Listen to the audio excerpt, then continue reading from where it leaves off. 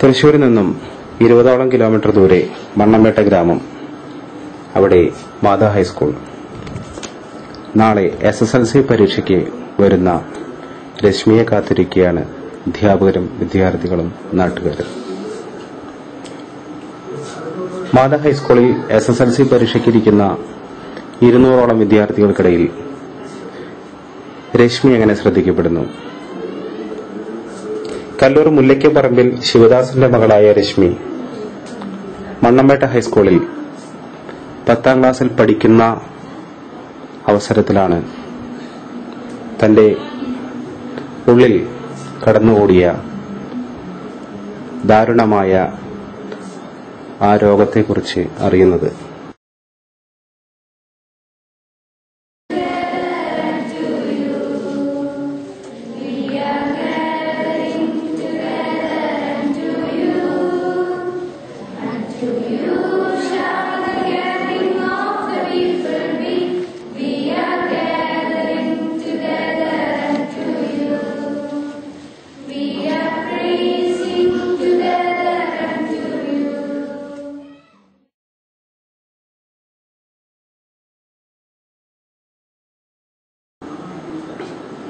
പത്താം ക്ലാസിന്റെ ആരംഭത്തിൽ രശ്മി പിടികൂടിയ ലുക്കീമിയ എന്ന് വിളിക്കുന്ന ചിരപുരാതനമായ രക്താർബുദം. തലയിൽ തട്ടമിട്ട് നടക്കുന്ന രശ്മി ഒറ്റനോട്ടത്തിൽ സന്തോഷവതിയാണ്. അവൾ പുഞ്ചിരിക്കുമ്പോൾ, അവൾ സംസാരിക്കുമ്പോൾ അവളുടെ മനസ്സിൽ ഇപ്പോഴും ഒത്തിരി പ്രതീക്ഷകളുണ്ട്.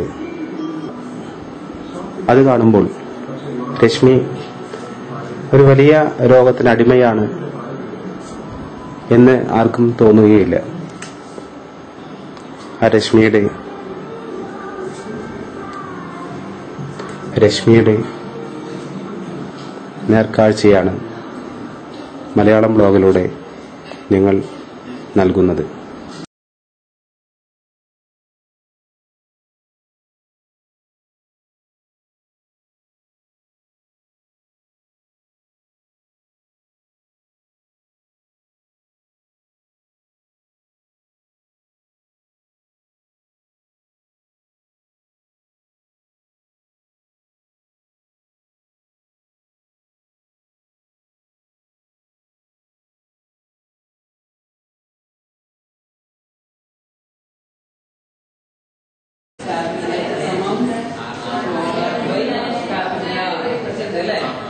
ഈ വാക്യം ഉപയോഗിച്ച് കഴിഞ്ഞാൽ നമുക്കിവിടെ എച്ചും കിട്ടും, എല്ലും കിട്ടും, ആറും കിട്ടും, എല്ലാ അളവുകളും കിട്ടുന്നു.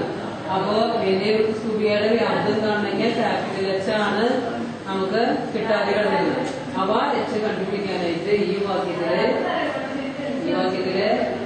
ചെയ്യണം, നമ്മളതിന്റെ വിലകളൊക്കെ കൊടുക്കണം അല്ലെ. അപ്പൊ ഇത് നമുക്ക് ചെയ്തുകൂടെ. അപ്പൊ ആദ്യം വലിയ സ്തുതിയുടെ വ്യാപ്തം കണ്ടുപിടിക്കും. ആ വലിയ സ്തുതിയുടെ വ്യാപ്തം കാണാനുള്ള വാക്യത്തിനും വലിയ എന്ന് പറഞ്ഞേ ഏതാണ് സ്തുതിയുടെ വ്യാപ്തം കാണാനുള്ള വാക്യം?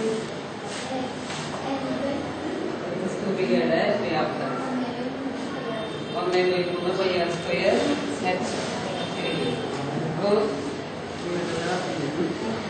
രശ്മിയുടെ വീട്ടിലേക്ക് അച്ഛനും അമ്മയും കണ്ണു കാണാത്ത അമ്മായിയും ഒരുമിച്ച് താമസിക്കുന്ന രശ്മിയുടെ വീട്ടിലേക്ക് നമുക്ക് ചെല്ലാം. പിന്നെ കീമോ ചെയ്തതിന് ശേഷം മുടി ഒക്കെ പോയി. ഇപ്പൊ രണ്ടാമതൊക്കെ നല്ലതിലൊക്കെ വന്നു തുടങ്ങി. ഇപ്പൊ മോൾക്കായാലും നല്ലൊരു സമാധാനമായി. ആദ്യം മുടി പോയിപ്പോ അവൾക്ക് ഭയങ്കര വിഷമാറുന്നത്. നല്ല പോലെ മുടി ഉണ്ടായിരുന്നു, അതൊക്കെ പോയിപ്പോ അവൾക്ക് ഭയങ്കര വിഷമായിരുന്നു. ഇപ്പൊ മുടിയൊക്കെ വന്നു തുടങ്ങിയപ്പോ ആൾക്ക് സന്തോഷമായി. തലമുടിയൊക്കെ ഇങ്ങനെ സ്ലൈഡൊക്കെ കുത്തിയിട്ടൊക്കെ അങ്ങനെ കെട്ടിവെക്കുന്നുണ്ട്. വൈകുന്നേരമൊക്കെ നന്നായി ഈരിയൊക്കെ ഒതുക്കിയൊക്കെ കെട്ടിവെക്കുന്നുണ്ട്. അപ്പൊ ഒരു സന്തോഷമായിട്ടുണ്ട് മോൾക്ക്.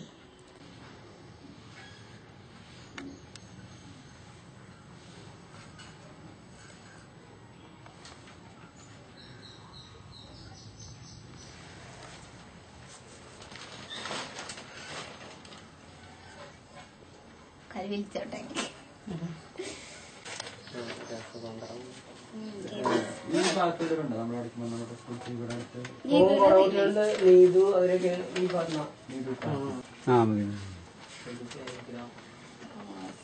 എന്നിവയിലേതെങ്കിലും ഒന്നിനു മാറ്റം വരുത്തിയാൽ വ്യൂഹം ഈ മാറ്റം മൂലമുണ്ടാകുന്ന ഫലം ഇല്ലായ്മ ചെയ്യുന്നതിനുള്ള പ്രവണത കാണിക്കുന്നു. ഇത് ലേശാട്ലിയർ തത്വം എന്നറിയപ്പെടുന്നു. മതിയാ? അപ്പൊ എങ്ങനെ ഇവിടേക്ക് നടക്കണേ?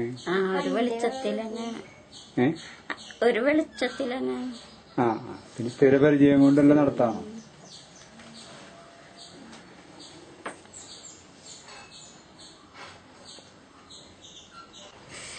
അതിപ്പോ ആർക്കാലും വരും, മാറും എന്നൊരു വിശ്വാസം എനിക്കുണ്ട്. അത് കാരണം കൊണ്ട് ഇത്ര വരെ എത്തി. അതുപോലെ ഇനി എന്റെ അസുഖം മാറും. അസുഖം വന്നെന്ന് വെച്ചിട്ട് അതിനെ നമ്മൾ ഒരിക്കലും ഇതാവരുത്. നമ്മൾക്ക് കഴിയാവുന്നതോടെ മരുന്ന് കഴിക്കുക, എല്ലാം മാറും എന്നൊരു വിശ്വാസം നമ്മുടെ മനസ്സിലുണ്ടെങ്കിൽ എന്ത് ഇത് വന്നാലും നമുക്കതിനെ നേരിടാൻ സാധിക്കും. 100% ഉറപ്പ് ഞാൻ തരാം.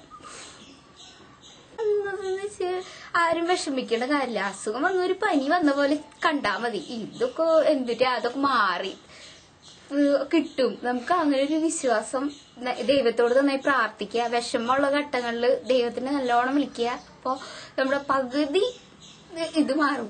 നമുക്ക് ദൈവം നല്ല ധൈര്യം തരും മനസ്സിന്.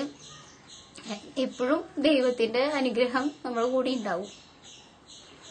ആൾക്കാര് സഹായിച്ചു. പിന്നെ കടം വാങ്ങി കുറച്ചൊക്കെ, പിന്നെ കുറച്ചൊക്കെ സ്വർണ്ണമൊക്കെ ഉണ്ടായിരുന്നു, അത് പണയം വെച്ചും അതൊക്കെ എടുത്തു. പിന്നെ പേപ്പറിൽ കൂടി കുറച്ച് പൈസ കിട്ടി. അപ്പൊ ആ മൂർധന്യാവസ്ഥയിലൊക്കെ അത് ഭയങ്കര ഗുണം ചെയ്തു.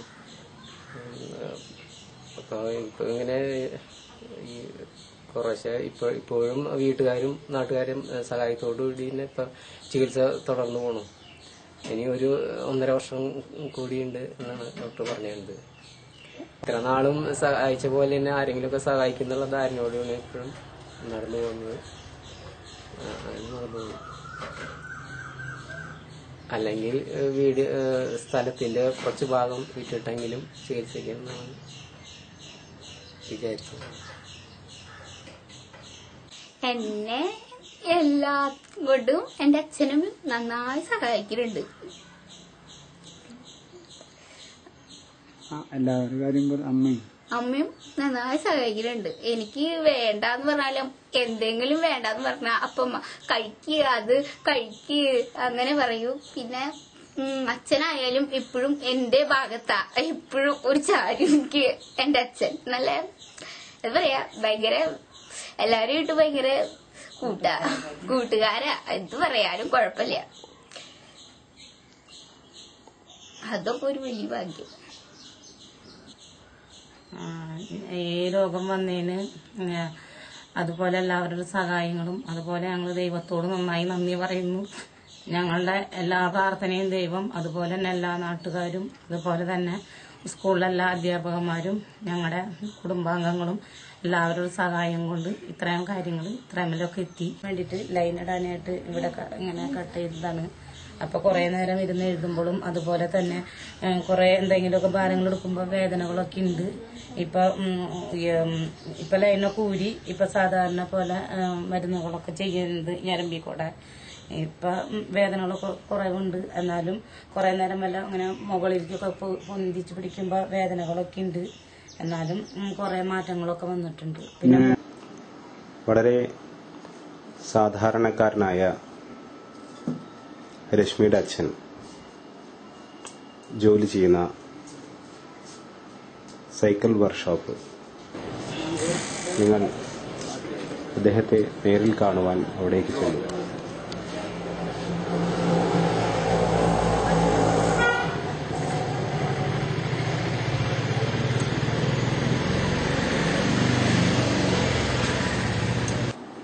ഈ ഇരുട്ടുമുറിയിലെ ഈ ഒരു ചെറിയ പ്രകാശത്തിന്റെ കീഴെ ഇരുന്നു കൊണ്ടാണ് രശ്മിയുടെ അച്ഛൻ തന്റെ കുടുംബം നയിക്കുന്നത്.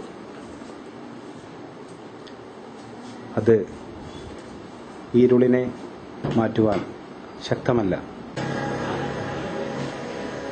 ഇതാണ് എൻ്റെ കട. ഇത് ഇവിടെ നിന്നുള്ള വരുമാനമാണ് എൻ്റെ ജീവിതമാർഗം. ഇതാണ്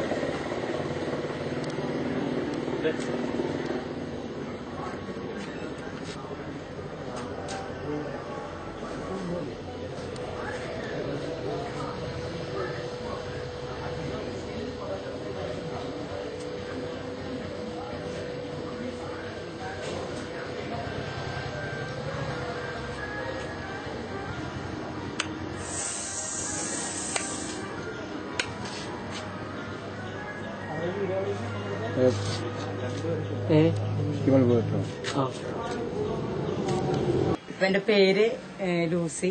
ഞാൻ മണ്ണമ്പട്ട സ്കൂളിലെ ഫസ്റ്റ് അസിസ്റ്റന്റ് ആണ്. ഒരുപാട് വർഷമായിട്ട് കുട്ടികളുമായി വളരെയധികം ബന്ധം പുലർത്തിക്കൊണ്ടിരിക്കുന്ന ഒരാൾ കൂടെയാണ് ഞാൻ. അപ്പോൾ ഞങ്ങളുടെ സ്കൂളിലെ രശ്മി 9ാം ക്ലാസ്സിൽ വരെ ആ കുട്ടി വളരെ നല്ല രീതിയിൽ പഠിച്ച് നല്ല സ്മാർട്ടായിട്ടുള്ള ഒരു കുട്ടി തന്നെയായിരുന്നു.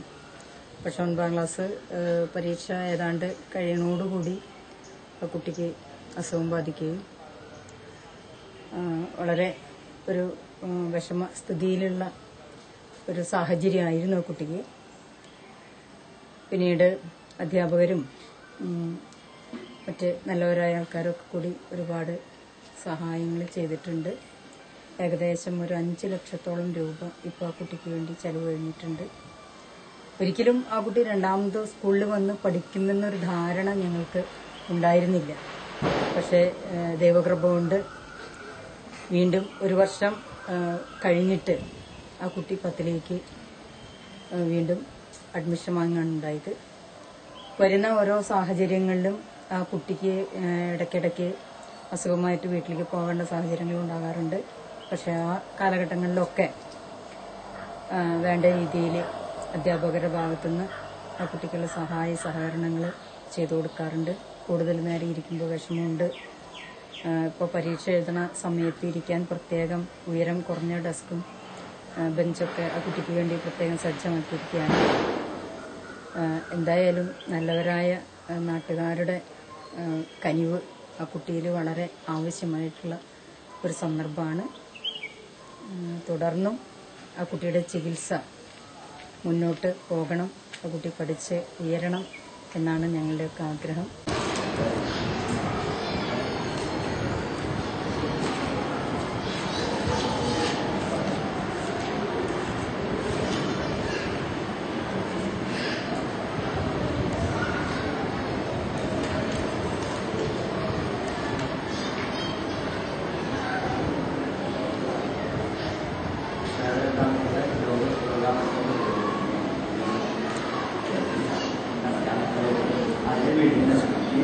വേനൽക്കാറുണ്ട്. അപ്പോൾ അതൊന്നും ഇല്ലാണ്ട് നന്നായി പരീക്ഷ എഴുതാൻ എനിക്ക് പറ്റും. ശാരീരികമായിട്ട് എനിക്ക് കുറെ ബുദ്ധിമുട്ടുകളൊക്കെ ഉണ്ട്. അപ്പോൾ എനിക്ക് വേണ്ടി എല്ലാവരും നന്നായി പ്രാർത്ഥിക്കണേ. എല്ലാവർക്കും വേണ്ടി നന്നായി പ്രാർത്ഥിക്കണം. എന്നെ എൻ്റെ ടീച്ചേഴ്സ് ഒരുപാട് സഹായിച്ചിട്ടുണ്ട്. 2 വർഷം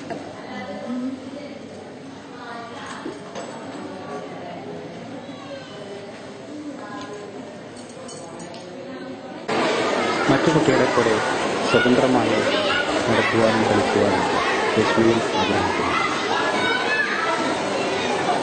അവൾക്കതിന് കഴിയട്ടെ. നല്ലവരായ മനുഷ്യരുടെ